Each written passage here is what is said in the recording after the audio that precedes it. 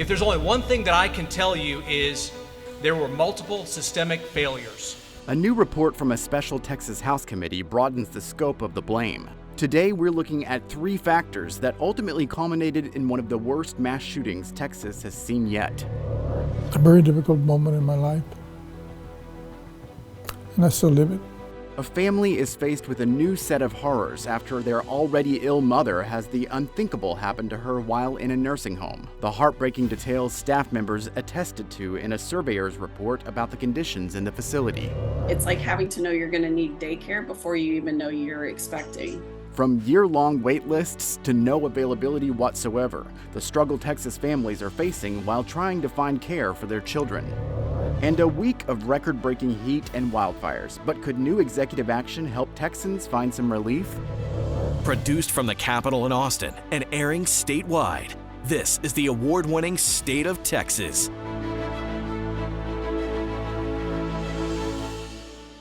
Hello, and thank you for joining us. I'm Josh Hinkle. A massive but uncoordinated and chaotic law enforcement response. A regrettable culture of noncompliance on school security regarding the basics of locked doors. Online signals of violence coming from the shooter. Those are the 3 main takeaways from the long-awaited Texas House report into the May 24th shooting at Robb Elementary in Uvalde that killed 19 4th graders and 2 teachers. The special House Investigative Committee report was shown to victims' families in private nearly 8 weeks after the mass shooting, something city officials criticized on site, leading them to take their own action.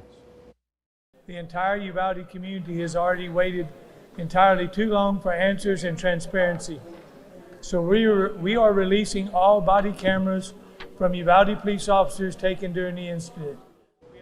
Uvalde Mayor Don McLaughlin making that announcement the same day the report was released, saying that he had initially held off on making these videos public at the direction of District Attorney Christina Mitchell and the Department of Public Safety. We dug through hours of body cam footage and found that it lay bare the chaotic response law enforcement had to the shooter, which raises even more questions about why it took so long for officers to confront the gunman.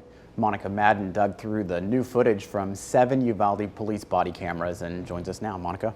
Josh, I spent the entire day digging through all of this video, and it was just really astounding to see the beginning where they started with a sense of urgency and that transformed into confusion and ultimately inaction. And I do want to warn you that some of this video is difficult to watch.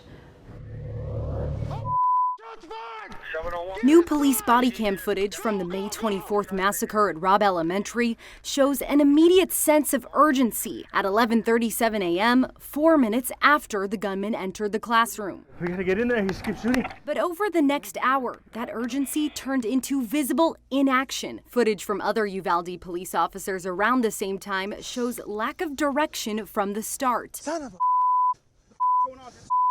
with some audibly seeking guidance. Hey, we're going in or we're staying here? What are we doing? Conversations from multiple officers in these 7 videos support what House investigators describe as a chaotic and uncoordinated response with no clear communication. At 11:36, a group of officers are seen walking around without direction. Hey, who's in the building? This goes on for about 10 minutes before they eventually enter the building. Male subjects in the school. He's contained. That's Uvalde Sergeant Daniel Coronado at 11:41 a.m. We got multiple officers inside the building at this time. He believes he's barricaded in one of the offices. Inside the hall, a similar scene shows officers huddled around the classroom, but not trying to breach it. That's contrary to alert active shooter training. I got another kid.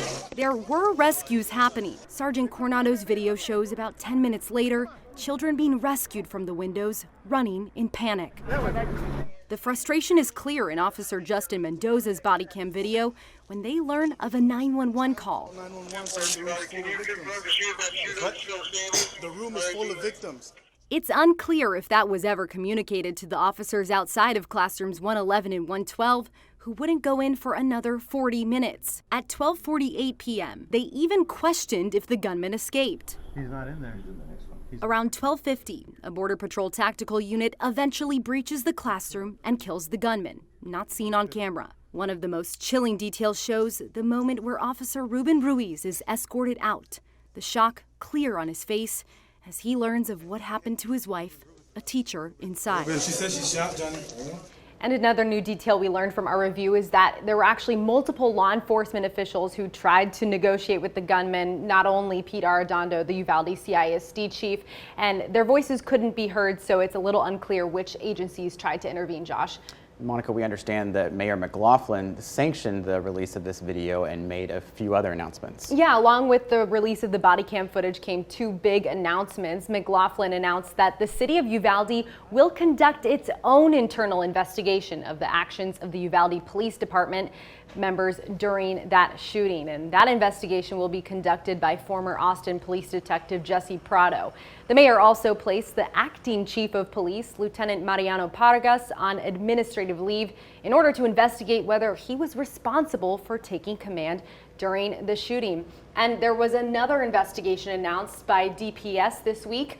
They announced that they would be doing an internal committee to review DPS officials' response to the Uvalde shooting. They'll be looking into to see if there were any violations made and what can be improved. But Josh, I do want to point out that that investigation has already been criticized by some.